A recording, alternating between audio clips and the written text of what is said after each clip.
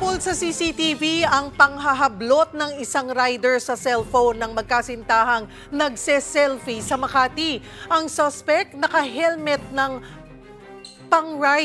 pang-ride-hailing app. Magbabalita si Nina Ong Pauco. Pa-selfie-selfie pa ang magkasintahang ito sa labas ng restaurant sa Makati City nang dumating ang isang rider na naka-helmet pa ng ride-hailing app.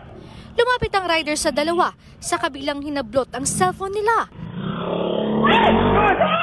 Agad na hinabol ng mga biktima ang mandurukot na rider. Malas nga ng suspect dahil naabutan siya at nabugbog pa ng mga bystanders sa lugar. Out of adrenaline rush na hinahatak namin siya, I think we landed some punches or ano. And then nakita niya na parami yung dumadating na nasa likod namin.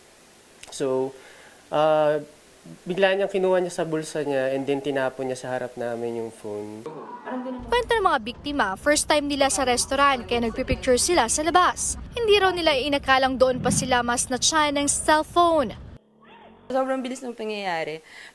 Saka siya lumabas out of nowhere dun sa right side ko. And then nakuha na niya yung phone ko. Sinusubukan pa namin kuhanan ng pahayag ang Makati Police. Patuloy na kinukunan ng pahayag ang ride-hailing app kung konektado ba sa kanila ang kawatan. Mga kapatid, para sa 1PH, Nina Ong Pauco, News 5.